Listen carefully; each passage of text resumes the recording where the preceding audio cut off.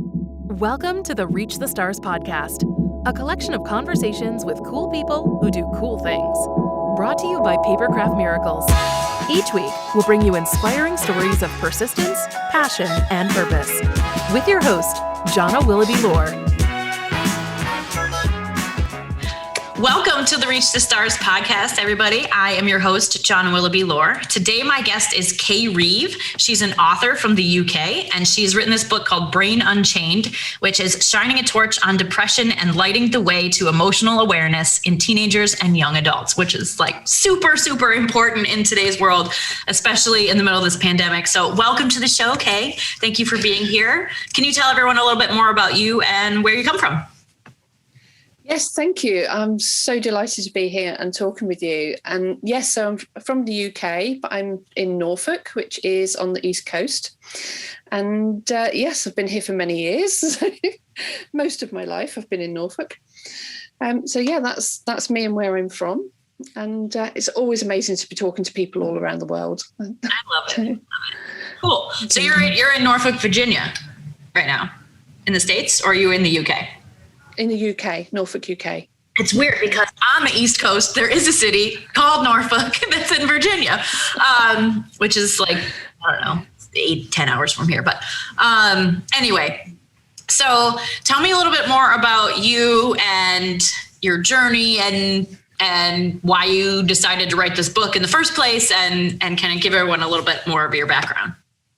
Yeah, absolutely. And it all it goes back a really long way, about 25, 26 years, to be honest. It's sort of not a lifelong story for me, but a lifelong story for my son. And from a very young age, he was a very tearful baby. He was always seemed to be a bit troubled as a toddler. Primary school, he didn't fit in very well. He struggled to connect with the lessons. And by the time he was 8, he was then diagnosed with Asperger's syndrome. Mm-hmm. But it was also in the same year that he first attempted to commit suicide. And it was a very difficult day for me as well as him. And I just didn't know how to cope with it. And then over the following 12 years, he was suicidal on and off, suffered a lot of chronic depression. We tried all the therapies. We tried physical exercise. We tried group support. We tried dietary changes. If we could find a way to try and help him, we did. And it just seemed like some things gave him a bit of temporary reprieve. And it was just like rescuing somebody out of the water just for him to turn around and dive back in time after time after time.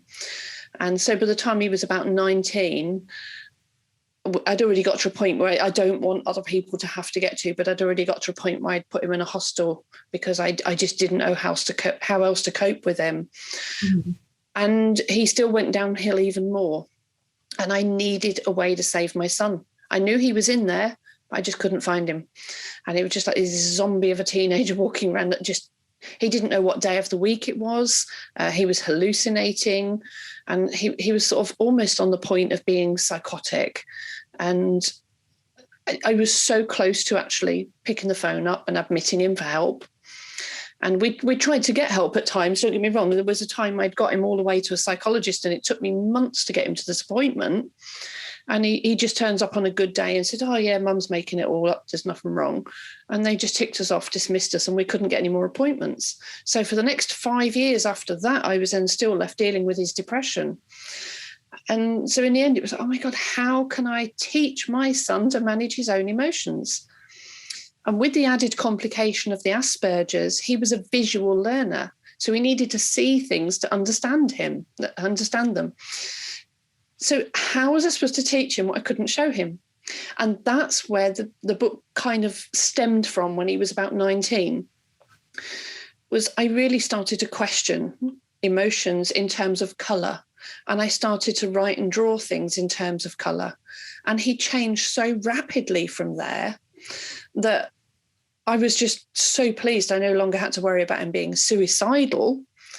But then I realised that there was this particular pattern that exists across the whole globe in how every human being uses the emotional cycle. Now, very much like time is invisible, but we see it by looking at a clock or a watch. Mm-hmm. How could I teach him emotions? But I still needed a way for him to see them.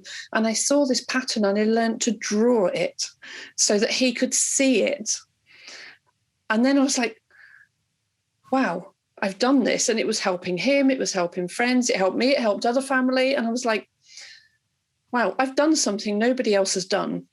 We've put rockets on the moon, and, science is phenomenal, politics, religion, everything in the world has got all these strategies for coping, but nobody had ever drawn the emotional cycle.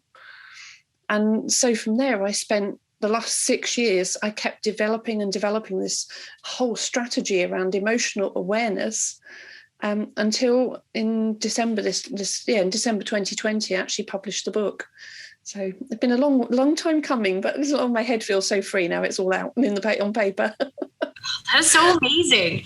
I wish that anyone who's listening to this could see all the emotion in your face when you're talking about coming up with this way to communicate with your son and help him communicate with the world, and how that just freed everything up by taking the time to figure out how he learns best, and how people who have brains that work like his learn best.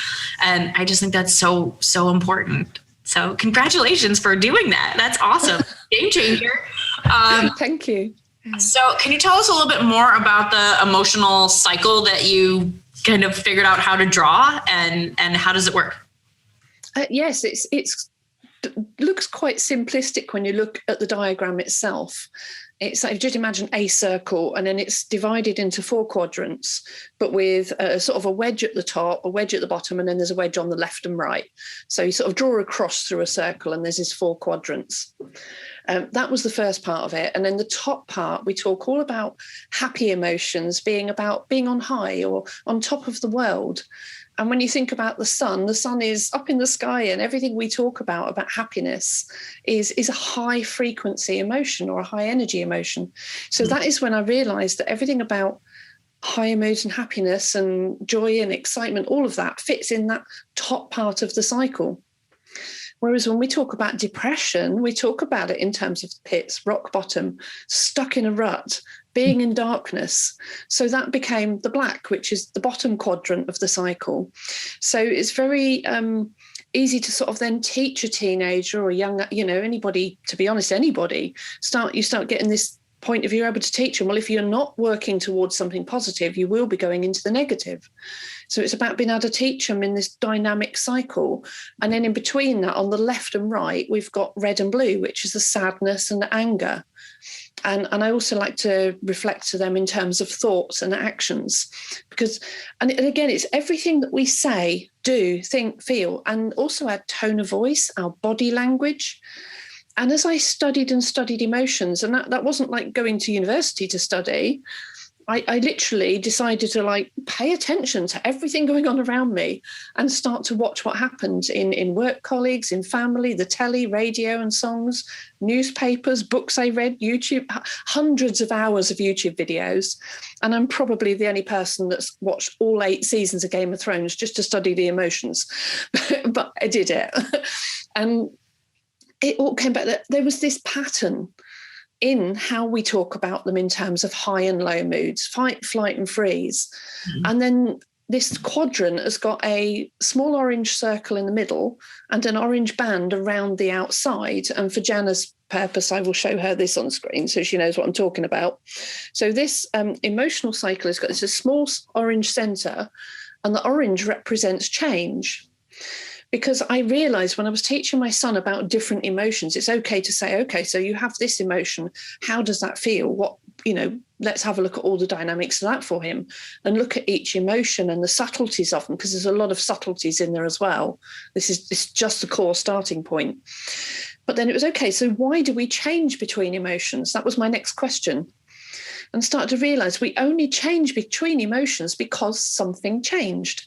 Mm-hmm. And that's either something internal, which is then represented by the internal circle on the diagram, or something external in the outside world, which is represented by that orange band around the outside. So that, in essence, is the entire diagram. But I've turned it into an entire book as well, because there's a lot to teach around it.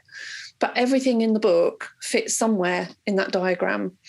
And that was the most important thing. We're just finding that strategy for helping him to understand the dynamics, so that when he's in a particular mindset, he can say, okay, now I know I'm here. I'm in the red, I'm in the blue, I'm in the black, I'm in the yellow, whatever.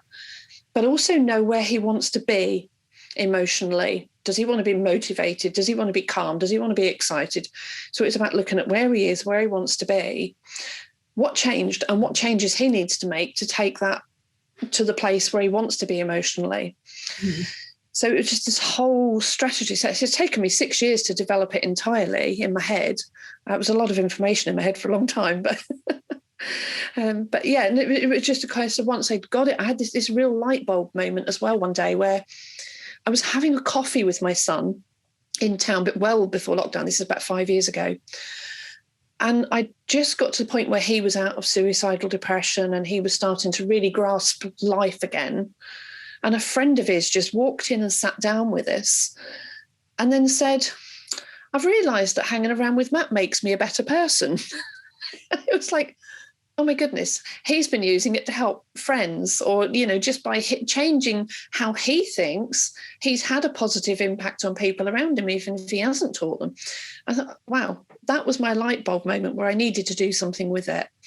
So, and it's just all grown from there, really. So this is so awesome. First of all, I can't wait to get this book and read it, because my kids are really little right now. They're 5 or just about to be 6 and 3. So I think having this as like a good framework to start working with them now would be so great, because, you know, doing virtual school with a 5-year-old is certainly not my favorite thing, and it's not his favorite thing. And it's been really difficult, where it's just, I'm realizing just now this year, I don't know why it took me so long, that I'm not officially diagnosed, but I'm pretty sure that I have ADHD, and I've had it my whole entire life. And I started reading more about it, and I was like, oh my God, that makes so much sense. No wonder I act the way that I do in certain situations. And I was just reading more about it recently, that you can be emotionally hyperactive in the way that other people assume hyperactivity is just running around like a crazy person. I'm like, my emotions are running around like a crazy person. So I didn't even know that was a thing until like earlier this week. And I was like, oh my God, I feel seen. Like, that's me. No wonder that almost every person that I have met and interacted with has at one point in their life said, wow, you're really intense. Like, you're a lot. I hear you. I know exactly what you mean. Have you ever done, I talk about this a lot on the show a lot. Have you ever done the Enneagram personality? No, I haven't. No. It's really interesting, because it divides up the personality types into 9 different personality types, and each one has characteristics of how they behave when they're in a healthy mindset and when they're like doing okay, and then behaviors they might go to if they're not in a good place. And they're all numbered. So I'm a 7, which is called the enthusiast. And I'm like very easily excited by new things and new ideas and interacting with new people. And typically, if 7s are being really healthy, they are using this excitability to get other people excited and come up with lots of ideas and stuff like that. They're very good at brainstorming and being passionate about what they're doing. And but when 7s are kind of leaning off toward the not quite so healthy zone, will do anything to avoid pain, fear, loss in general. And so if things are not going great, we tend to start new plans and new ideas and just say, forget that thing I was dealing with. I don't want to deal with that problem from the past. Let's just look forward and start something new, and like never deal with that at all, and run away from the pain and the fear and whatever it is. And take on more projects to make yourself busier, so you can't ever just be sitting around thinking about how things are terrible or whatever. And I've just noticed that 2020 in some ways for me was like, oh, that's really scary. Let's start all this new stuff.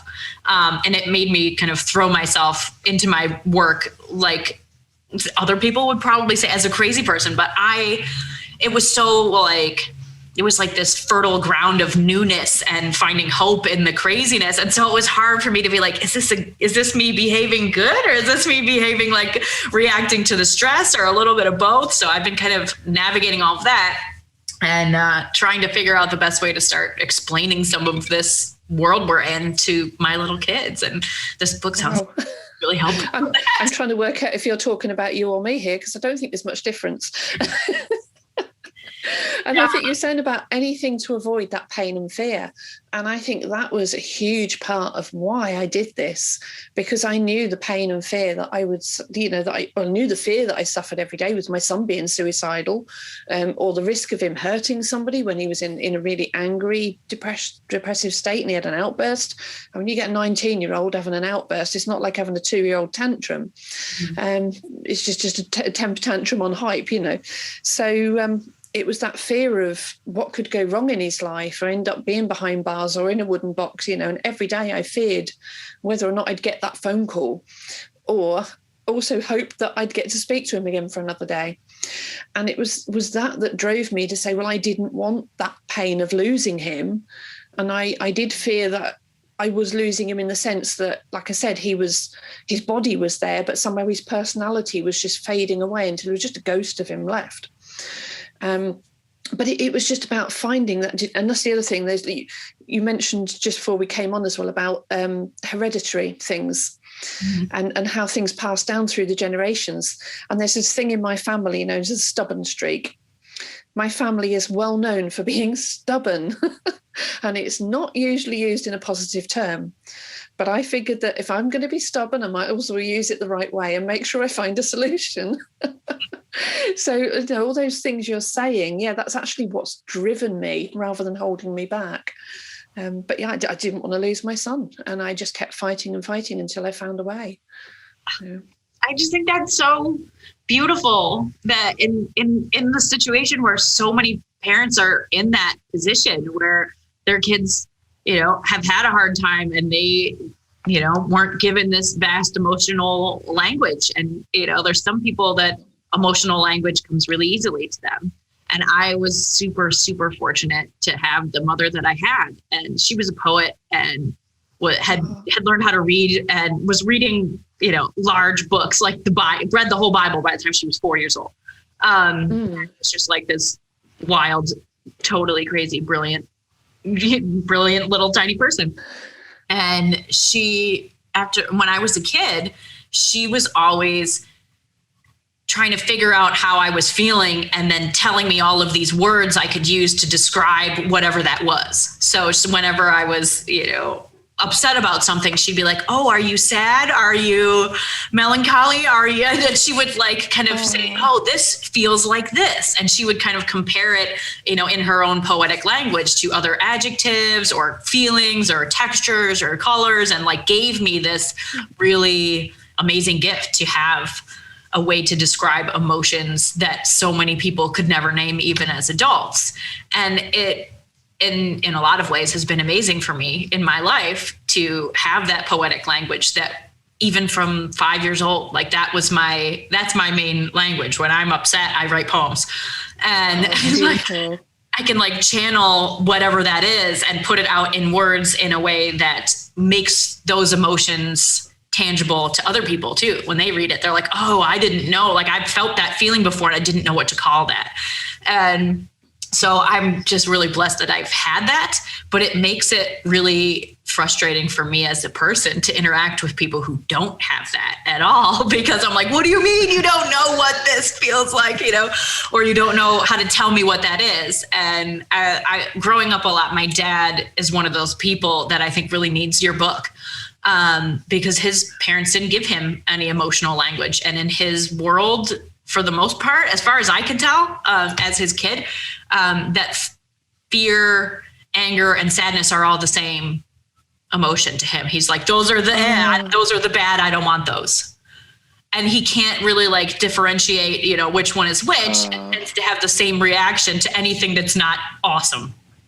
And yeah, but what you're saying about your mum, though, is so beautiful that she's had those conversations with you. And actually, Matthew would be proud of that, my son, because he loves writing poetry too.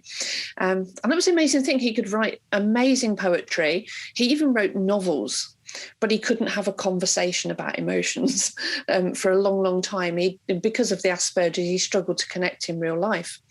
But you're saying about like fear, anger, depression, all being just bad emotions. And that's why it's so important to introduce this to people now. I do actually have somebody who has struggled with his upbringing, and then because he hadn't been given that emotional language, it made it difficult when he was a father and created a broken family. And now as a grandfather, he's now reading my book and trying to like catch up on all those missed emotions so that he has some hope of still potentially reconnecting the family. So, you know, although this is written for teenagers and young adults, you're so right. If that's been missing, that passes down those generations again. I've forgotten where I'm going now. I was saying about Matthew with his books. I mean, crikey, he could write all sorts. And I've just lost the plot. I'm sorry, I do this now and again. That tells so much in my head. ADHD person, right? There we go. I'm learning about it. I'm like, that's me. Oh my God. Yeah. What people won't see is when you were describing that, I'm sitting here on camera pointing to me saying, yes, that's me too. My head is crazy.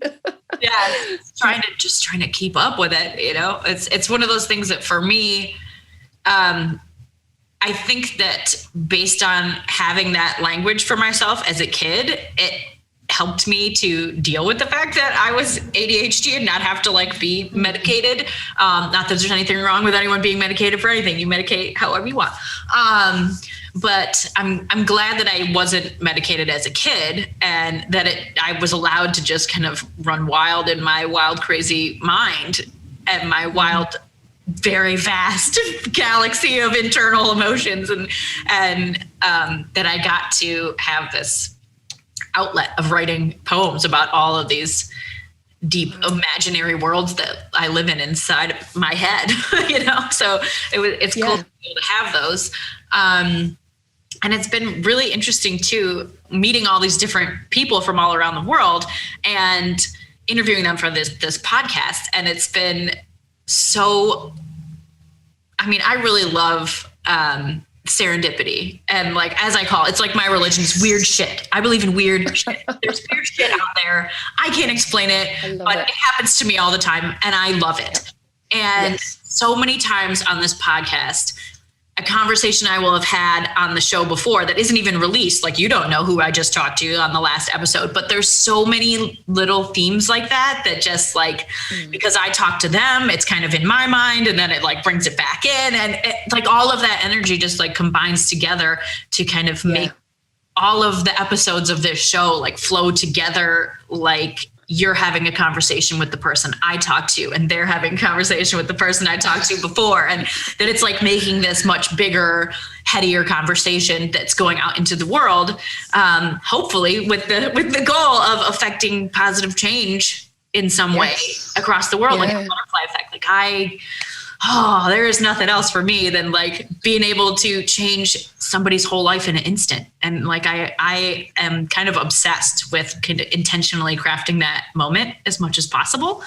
And just putting it out there that anything that you say, if you put the right intention on it, could be the thing that totally changes the way that somebody thinks forever. Like I was looking at this Instagram post this morning, and this beautiful young mother, she's got like 3 kids. She's one of those Instagram influencers. And so she does a lot of like these cute videos of her with her family, and she gets free clothes, and they get to like wear the clothes and, you know, get affiliate discounts and whatever. It's like this whole world that I'm like figuring out. But I'm inspired by them, and I like watching her thing. And she put this video up yesterday, and she's like, here's me practicing saying how old I am. And she's like, I'm just 25. Like, and she said she's 25, and I was like, oh God, to be 25 again, you know? It's like, I'm almost 40. Yeah, if only. And it just immediately, I was looking through all the comments, and there was all these young women who were all just like, oh man, can't believe I'm so old. I'm 27 or I'm 35 or whatever, and I decided that the comment I was going to put on this thread was, don't regret growing older, because it's a privilege denied to many. And I was like, I'm real happy to be here and to be almost 39. Like, hell yeah. Wow. There's a lot of people who are not. Actually, funny you say that, because the older we get, the wiser we're supposed to get.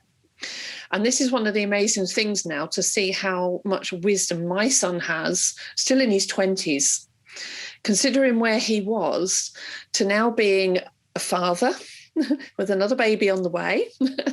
I've actually just seen the news this morning that it's going to be another little granddaughter.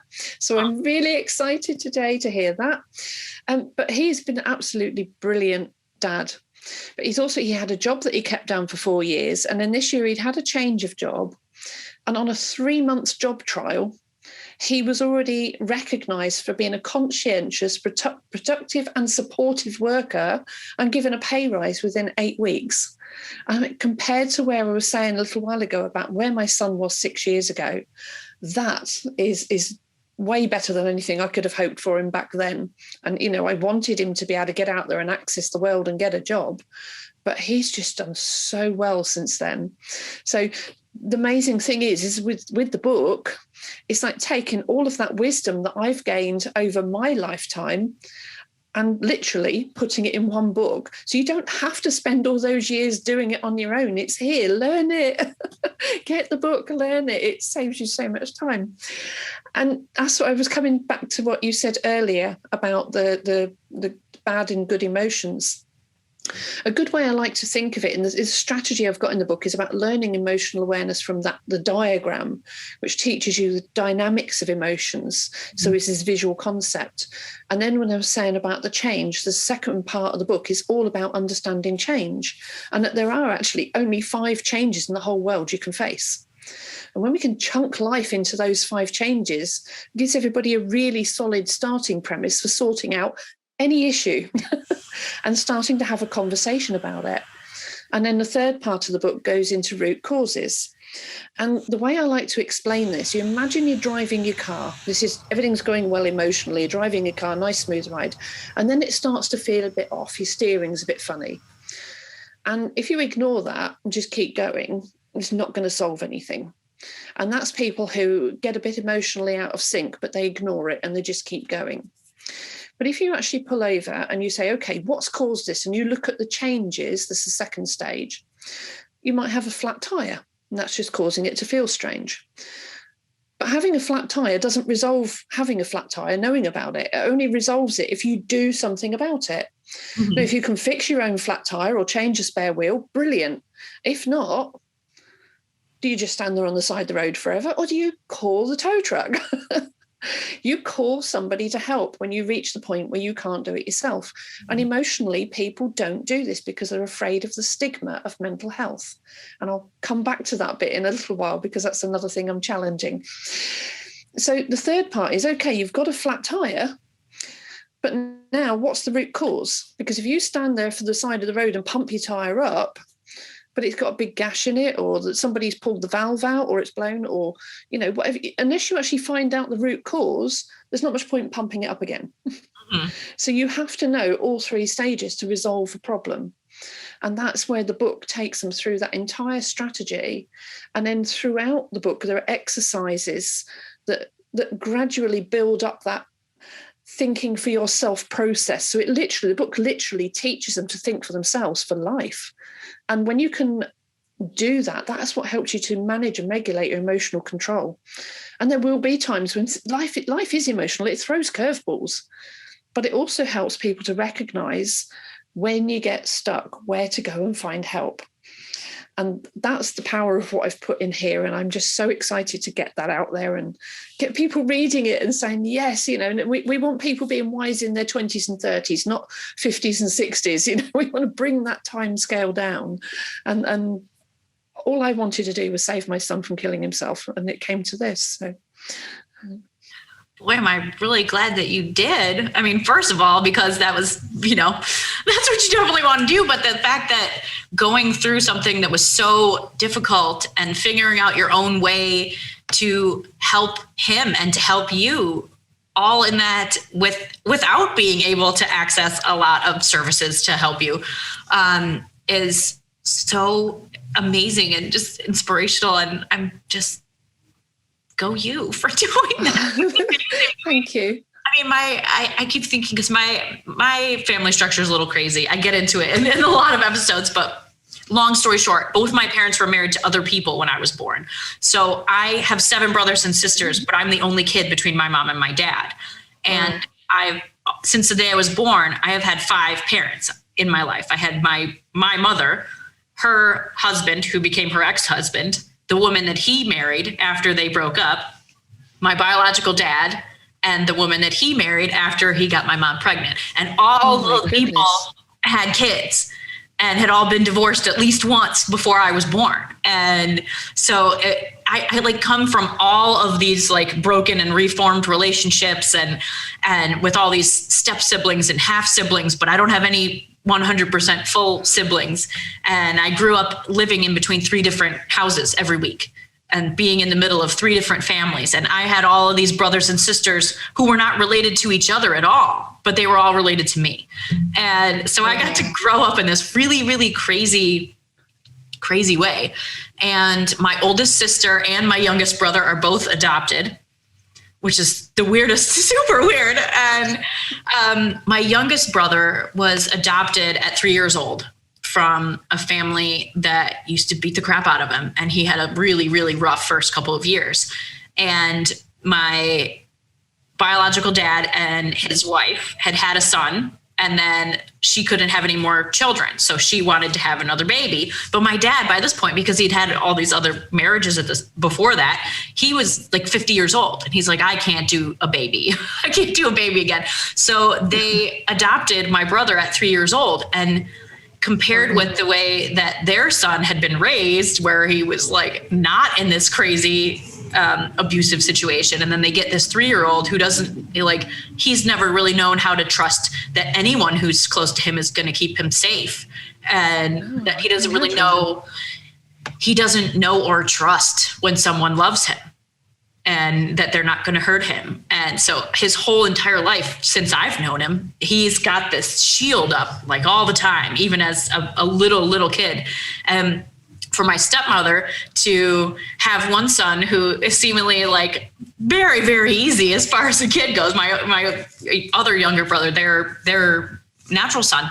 And he was just very kind of laid back and docile and agreeable in general as a person. And then they adopt this kid who is wild and has PTSD and lots of emotional behavior problems, physical health problems, all sorts of things. He developed cancer like a year and a half after they adopted him and had to have lots of surgery and cancer treatments and all sorts of stuff.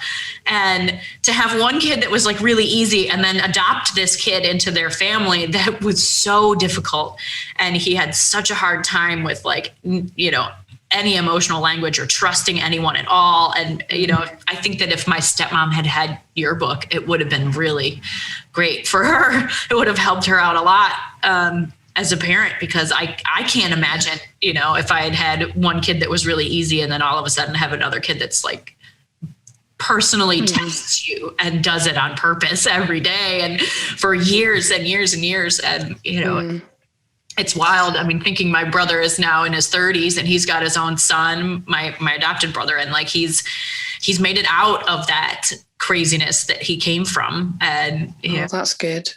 Excellent dad, and is like providing for his family, and then like seeing not only that for the most part he's physically healthy, it's like beat cancer as a little kid and made it to be an adult, and that he's still affected by all those things that happened to him as a kid. Of course. And I can see it in it's just the way that he interacts with the world. He's still very guarded, and doesn't really trust that people are really going to be there for him. And I don't know if there's anything that's ever going to be able to change that for him. But I do know that like getting adopted into our family where, he affected the family a whole lot, obviously. And it made us all kind of think differently about how you just automatically love somebody, and that you can get that they love you and you have that safe feeling. And it kind of opened our eyes to the ways that a lot of other people's lives weren't as happy and nice as ours were, and it didn't, it's like when you finally become aware of your white privilege and you're like, oh shit, I've been seeing that all over and I didn't realize it, and it's like, it kind of gave us, an outlook into our emotional privilege that we had of like being safe with each other for the most part. And so yeah, I really wish that my stepmom had had your book in the 80s. Oh. But you know what? We can all say that, and we wish, but we can't go back and undo it. And the thing is, I learned as well, because this is a strange thing. I first started seeing my son's moods as colours when he was about 5 years old, but he was 19 before I developed this strategy. And then I'm thinking, oh my God, why did I just not see this before? I'd had the answers in my head all them years. Well, not in my head, but, something was there in my head telling me there's something connected with colours and moods. And in a way, I could have seen it years earlier. But then I'm thinking, when you think about everything that society has achieved over thousands of years and millions of years that humans have been on Earth, why has nobody else ever done this either? So I'm like, I can't beat myself up about it, because, I believe me, I would love to have had this book 15 years earlier, but I had to write the damn book. Nobody handed it to me and said, oh, go and buy it on Amazon. In fact, Amazon didn't even exist when my kids were little. We didn't even have the internet. So it was very hard to find out anything. But yeah, I would love to have had this book years earlier. And all I could rely on was the occasional documentary on one of the 5 channels we had on telly back then. It was not the hundreds we have now, plus all the internet and, all the whole world of digital books. But I've learned I can't beat myself up about what went wrong. And when you sometimes get that imposter syndrome when you think, I'm now saying, yes, I'm an emotional awareness expert, all about teenage emotions, but my son was suicidal until he was 19. Who am I to talk about it? But I think actually no, because I didn't give up and I came up with that resolution. And there are a lot of parents out there, and my heart goes out to them. And I really, really feel that the courage that they have to share about suicide awareness in hindsight. And I think that is so sad they have to do that. And I'm quite unusual in I'm sharing suicide awareness, having saved my son from suicide, when a lot of parents are saying, oh, we didn't know, or we didn't see the signs. And I'm like, actually, I knew the signs were there all along. I just didn't know how to stop him, and I didn't know how to retrieve him from that. So I'm taking a sort of a slightly different angle on it to a lot of suicide awareness videos and speakers and books. And I know there's a lot of charities out there as well about it, that they do catch teenagers in depression from a charity point of view. But this is different. I've somehow created something a little bit unique. But yeah, what's the point in beating myself up about it? The point is I got there in the end. And now the book is there for other people to buy and take all those years of learning out of it and beating yourself up. And it's not about saying, what did I do wrong, or what could I have done better? It's saying, what can we do better going forward? Mm-hmm. What can we learn and change and grow from? What can we do to open up that conversation? And that's one of the biggest things is this book is every section of the book has got a parent toolbox at the end. So it's written as if I'm having a conversation across the dining table with another teenager, like me sharing stories and anecdotes with them, and me saying to them, think about this, reflect on that. What do you want from life? How does this affect you? So it's like having that two-way conversation of sharing wisdom and trying to understand their point of view. But at the end of each lesson, there is a parent toolbox that says, here's how to take that lesson and have that conversation with your teenager. So that if they're not in a position yet to read the book, you work through it with them. So I've tried to take it exactly from the point of view that we dealt with and succeeded through those conversations. So, well, my biggest wish is that this just really, really changes lives. Anywhere around the world, I really do wish this changes lives. And I heard a story the other day. I was talking to somebody in a completely different continent. Again, I've been talking to people all around the world, and somebody said there was a teenager who walked through the living room, and the parents just didn't even say hi or acknowledge him. And he went out and hung himself from the balcony. And they said they didn't even know he was suicidal or feeling depressed. And what if they'd have just said hi to him or had a conversation with him? So imagine how they felt in hindsight. And I don't want parents to be there. But so many parents are saying, no, my kids ain't got problems. How do you know? Are you absolutely 100% sure? Mm-hmm. And do you have those open conversations with them? So I don't want everybody to become paranoid, but I want everybody to really start to just see, when you see the emotional cycle in the way I teach it in the book and you understand it, it teaches you about the language they use, about their body language, about their tone of voice, and it helps you to spot things that they don't even tell you, so you can start to open that conversation. So if you see a teenager and they go, yeah, I'm fine, but their body language is telling you something different, when you understand it properly, or facial expressions tell you something different, it can be very subtle things. Mm-hmm. You can start to open that up and not keep letting them go down that dark path. Yeah. Sorry, when I get on a rant, I get on a rant. No, I think it's wonderful. I mean, it's just, there's been a lot of things about this conversation that just remind me of the way that my mother was. My mom passed away when I was 20 years old.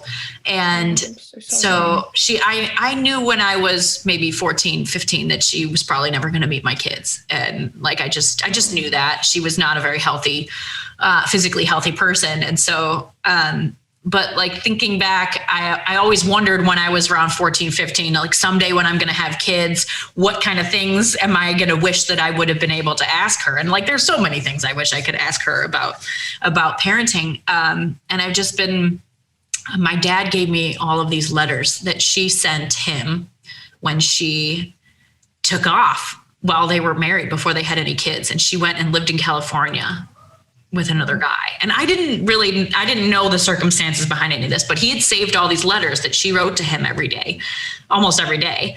And I started reading them earlier in 2020, and I got this glimpse into who my mother was before she was a mother.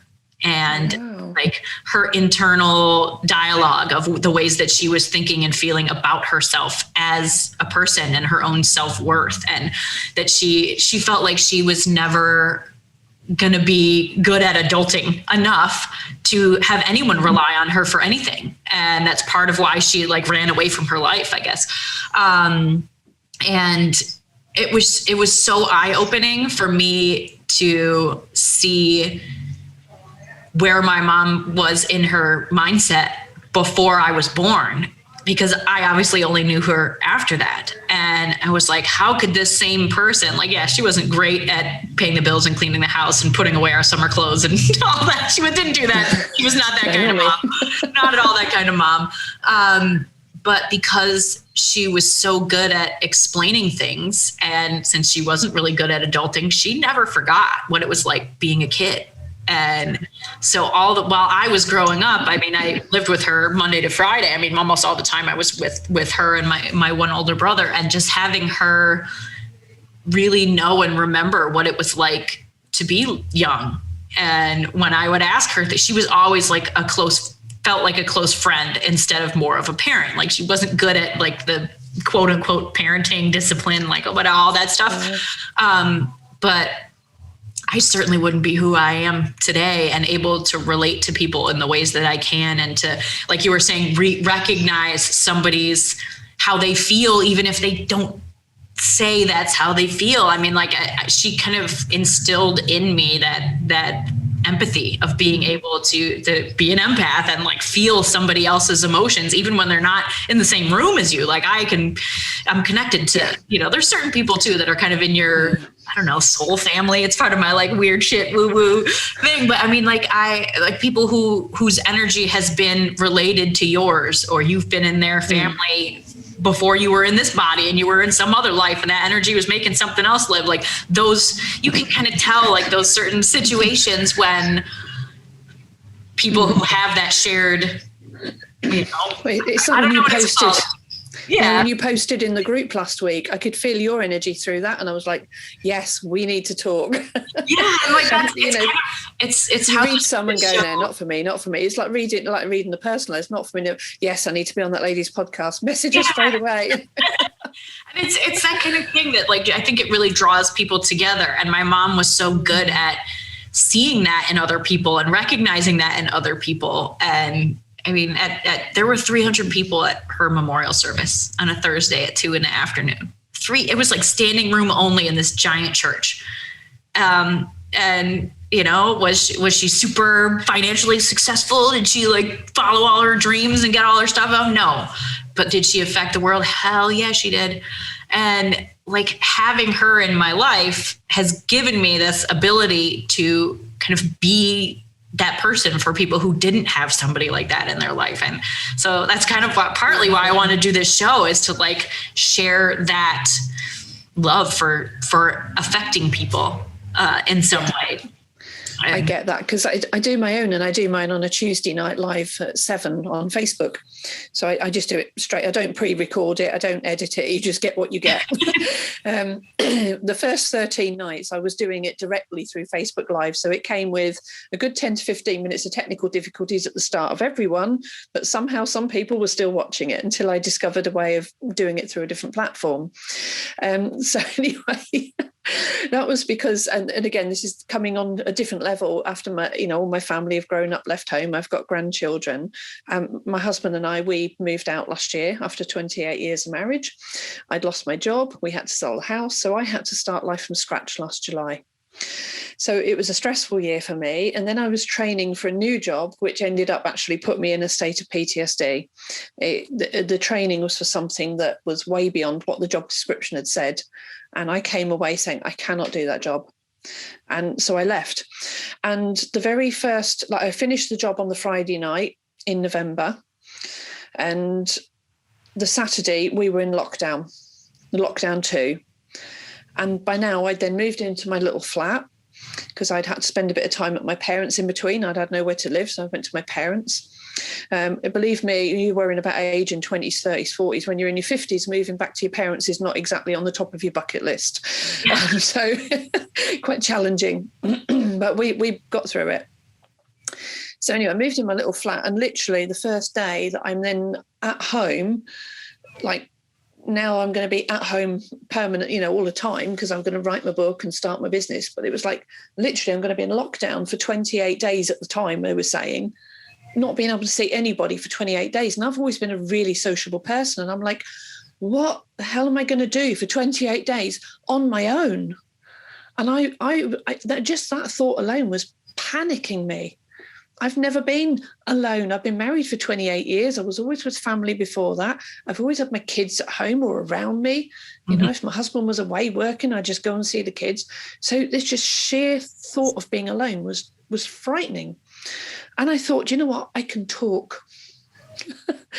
And that is one thing I do a lot of. I'm very much like you. This is brilliant. I can talk. The socks off a donkey sort of thing. And it's just, I can talk. And I've got Facebook.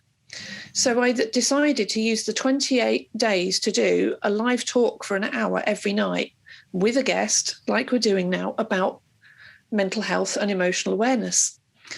And it just all began from there. But after the 28 days, I've got so many people wanting to still speak. I now do one a week. So I've kept it going. I'm about 20 weeks into that now. But yeah, absolutely love it. Just get on. And it amazes me. There's some people I've known for years, and I get on and we just bring up some really great conversations around the topic. Other people, it's like, I don't know them. Like today, speaking to you, we've never spoken before.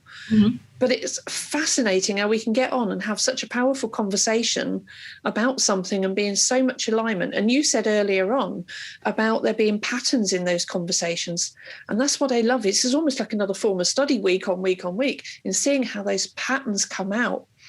And there's a bit of the brain called reticular activating system. I don't know if you know about that bit. And it's the part where you don't notice things because you've got so many millions of bits of information coming at you all the time that you filter life out and you just see what you need to see. So if you're driving out on the road, you tend to just know there is traffic, lots and lots of traffic. But if you've just bought a nice new red shiny car in your favorite brand, and you go driving down the road and you see hundreds of cars coming the other way, and then there's a car identical to yours, you will see it, because your reticular activating system will then not filter that bit out, because that's relevant information to you. Mm-hmm. And so that was almost the same thing. It's like seeing these patterns week on week, was where I said, how can I teach my son to understand his emotions when he can't see them? And it was like, when you ask the question, your reticular activating system starts looking for the answers. Mm-hmm. So instead of being a parent who sat there and said, I don't know what to do, I give up, I was the parent that says, I don't know what to do. How can I do it? And I asked myself, how can I help him? And you're quite specific about the question, and you will start to find the answers. So it's really powerful how we, like you say, having these conversations, and so much comes out week on week. I love it. I love it too. I mean, it's such a similar reason for why I started my podcast. I mean, I've been living with my husband and my 2 kids, so I wasn't totally alone for our lockdown.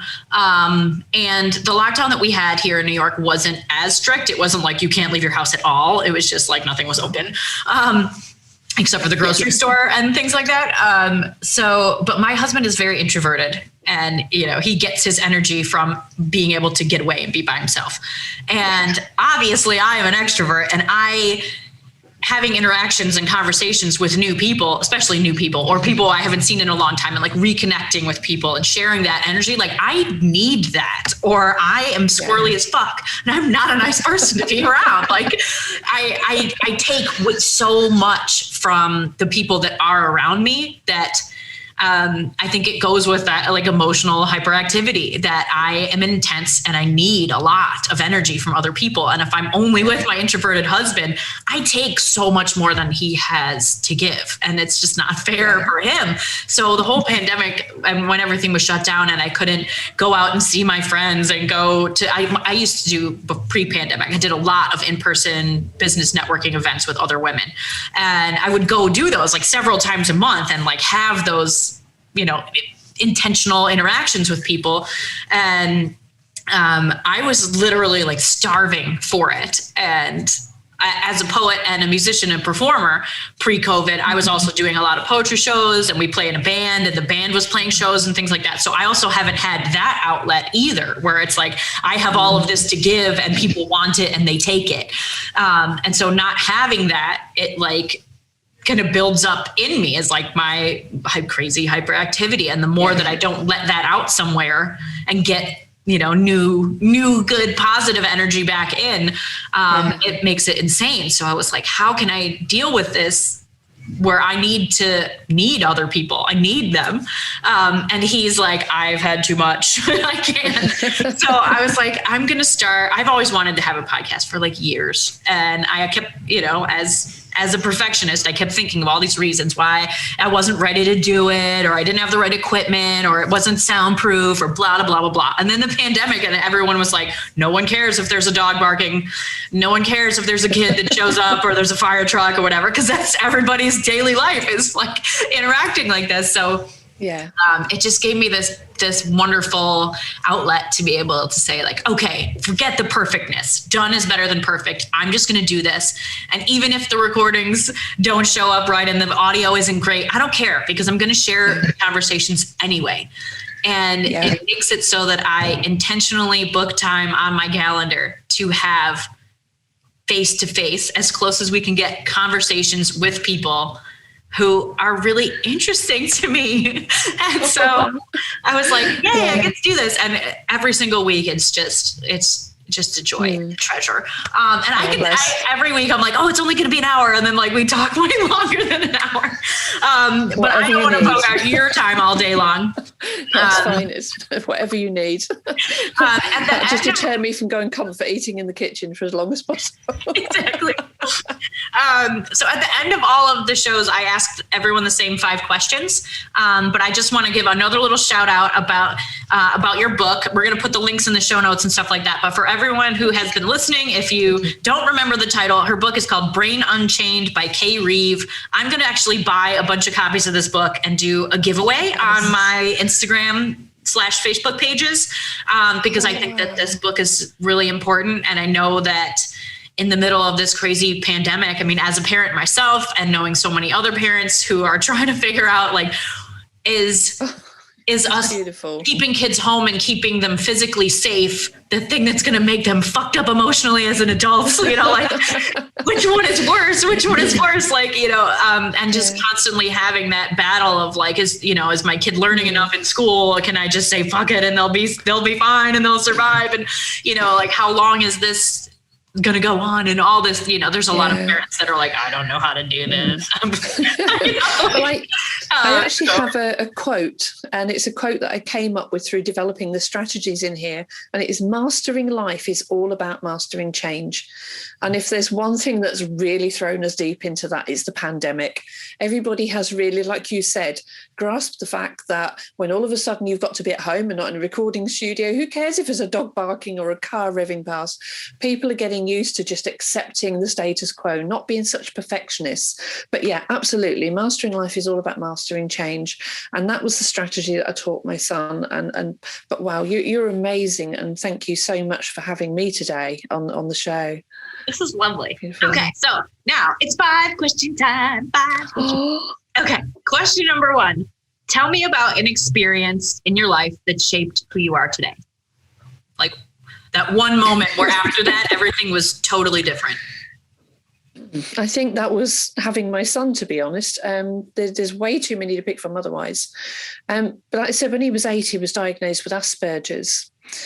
But I think I realised the strength of my intuition, and it always drove me, because the first time I'd ever said to my mum, it's almost as if he's autistic. And at the time, I had no idea about Asperger's. I saw autism as sort of just a one end of the spectrum, and I didn't know about the rest of it.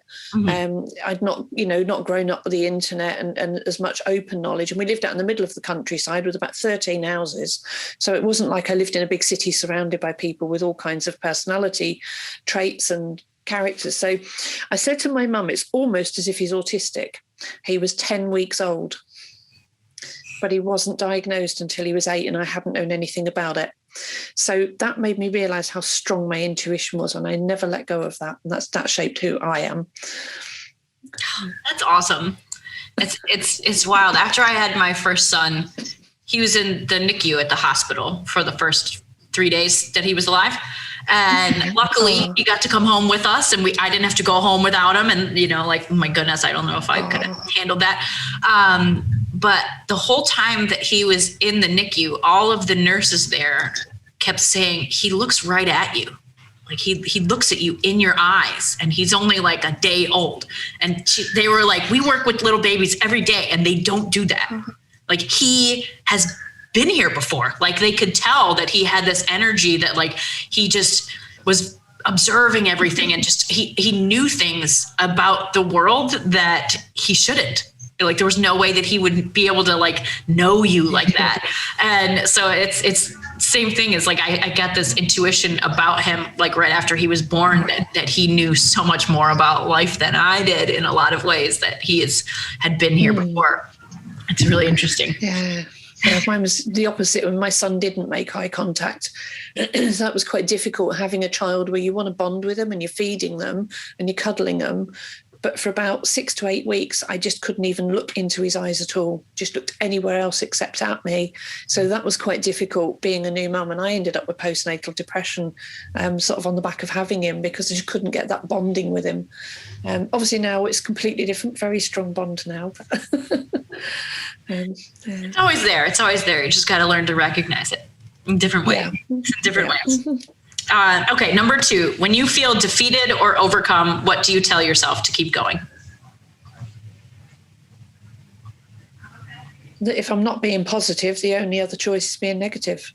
And I don't want to be negative. There are only two ends on a battery. There's a positive and a negative end. And if you're not purposely choosing to be positive, you will be negative. That's what I tell myself. That's a really good outlook. I love that. Okay. Number 3, tell me about a way you overcame a failure or a mistake and what you learned from it.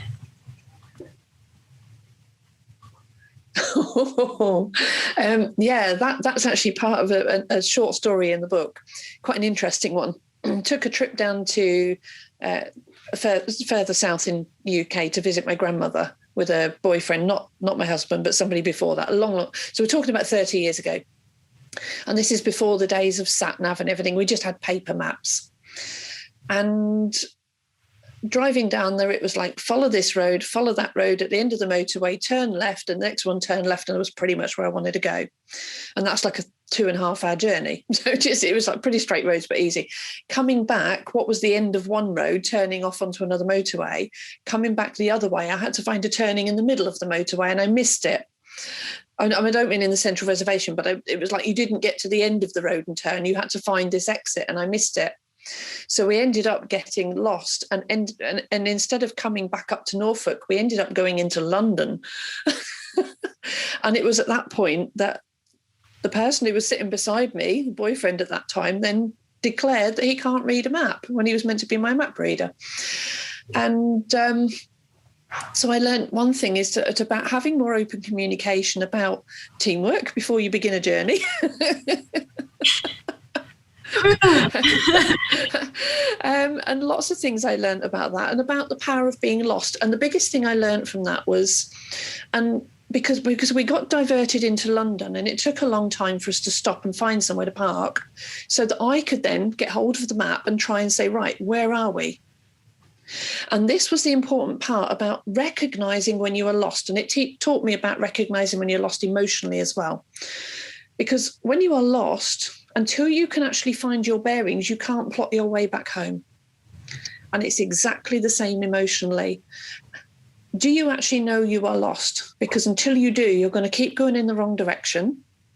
And even when you realize you're going in the wrong direction, how do you find your bearings? And it's important to recognize that you are lost and where you are before you can plot your way back. So that was my lesson from getting lost in London. There we go.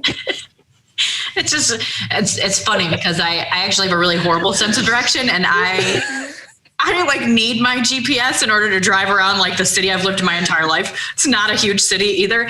And I typically I get lost a lot. And it was just really funny thinking about like how typically when women are lost, they stop and ask for directions so much quicker than men usually do, to put that stereotype out there. I'm doing it. I'm putting that stereotype out there. But it's funny because women, because we stop and ask for directions, typically get back in the right direction a whole lot faster than you do if you keep driving in the wrong direction because you're too proud to stop and ask anyone for help. Absolutely. And I think that also translates to emotional emotional mismap reading or, emotional being lost emotionally. Because I think typically women do seek out help, even if it's not professional help, but typically women will ask other women, like, is this weird? Is this normal? Blah, blah, blah. And like a lot of women feel like they need to talk through things with somebody else. In order to figure out, like, am I crazy? Does this make sense or whatever, to get back to where they're not feeling lost. And because there is that like male macho pride, I can't get lost, I have to be the leader, whatever, that a lot of men won't ask for help or don't recognize an emotional sat nav, and it's here in the book, the emotional sat nav. That was an alternative title, but we went with Brain Unchained. And that's just an important point. The title was actually chosen by my son in the end to represent how that felt for him. Because we talk about light at the end of the tunnel, because that was the other thing, going into London, I had to go through the tunnels. Oh my God, that's where I ended up getting stuck in the wrong lane and couldn't change for traffic. But anyway, we talk about being stuck in a rut one end and light at the end of the tunnel the other end. Nobody gives these teenagers the map of the tunnel, tell them how to get through the tunnel. They only just tell them there's light at the other end, but if they can't see it, how do they know they're going in the right direction? So that was where I said to my son, at that point where you started to realize you were coming through that tunnel and starting to find your own way in life, how did it feel? And that's where he said it felt like I'd got all these chains around my brain and like they were finally starting to fall away and I felt free. So that's where the title Brain Unchained come from. That was his description, bless him. I love that. Okay, number 4. What one trait or habit is most responsible for keeping you on track? Being stubborn. So I said that is a family trait. I actually have the brother of a third great grandfather who obviously I've never met. He lived in the 1800s, 1820s to 80s, I think. So he was around for nearly 60 years. But he was a steamship captain and he used to travel from Liverpool in the UK across to New York. So he would have been, I've never been to America, but this ancestor of mine 150 years ago, whatever, had been there like every few weeks. It just seems strange to think of now. So he was a very famous steamship captain in his day called the Millionaire's Captain. And I've got a huge folder behind me over here with research. It's another book I want to write. And he'd got a fascinating history at sea. But whenever I read about him, the personality that comes through, like we were saying earlier about empathy, being an empath, you can read the energy from somebody's personality. And that's the bit where I still see those personality traits in the family today, about that stubborn streak or being what some people call aloof or professional, depending on how we apply it. But we're all the same. So some of us are stubborn, some are aloof, some are determined, but it's all that same personality trait, depending on how we apply it to situations. But that's what's kept me going is learning to use that the right way. And just to be persistent and not give up. And I think that translates to just don't give up. Never, ever, ever give up. Don't give up hope. When's your birthday? Oh, mine July. I was curious because I'm a Taurus, so we're like notoriously stubborn too. I like the play on words there. Notoriously. Notoriously. I didn't even play that. Okay. The number 5, what's the best piece of advice you've ever gotten? And what advice would you give to other people? Best piece of advice I've ever been given. Oh, my word, so much. I think there have been a lot of managers who've recommended books or supported me through a particular job that I had. And one piece of advice I was given was to read the book, The 7 Habits of Highly Effective People by Stephen Covey. And there was one chapter in those 7 habits was about understand before being understood. And that, to me, is the one that's helped me build my empathic skills the most, to be able to help my son through. And it was also the one that helped him as well, because being on the autistic spectrum, trying to understand other people's emotions was very difficult. But by teaching him the skill of understanding other people, it also helped him to manage his emotions as well, which in turn took a lot of stress off of me as a mum, as well as helping me with my personal career. So understand before being stood. That's got to be the best one I've ever had. Love it. I love it. Okay, so that's the last question. Man, this is a great show. I'm glad that I got to open my day with having this conversation, because recording this podcast tends to like put me on a good high vibe trajectory if we're going to go woo woo for it for the rest of my day. So thank you so much for being on the show, Kay. Can you tell everyone where they can find you online? Absolutely. Yes, it's kayreeve.co.uk. And everything on there is for the books. There's masterclasses linked through on there, and also contact form if anybody wants one-to-one support. Obviously, that's there's different price levels for each. But all the links to the book are on there, whether it's Kindle, colour, or black and white paperback. Because the most thing, the black and white version is a lot cheaper than the colour. That is why there is a diagram on the back colour, because obviously the cover's colour. So it's all there, everything you need, but it's available in 13 different countries, and all of those links are on the website. That's awesome. That's awesome. So we're gonna get a couple copies of Kay's book and do those as a giveaway on Papercraft Miracles and Reach the Stars podcast Instagram and Facebook pages. So keep an eye out for that, and we hope that you get this book and that it helps somebody navigate through the tunnel. Awesome. That's Well, thank you so much for being here, Kay. You all have been hanging out with us on the Reach the Stars podcast. I have been your host, John Willoughby Lore. If you love this show, make sure you go give us a little thumbs up on the YouTube and subscribe to the channel on there. Do a little review and a rating on iTunes, because that helps us show the podcast to people who will never normally see it.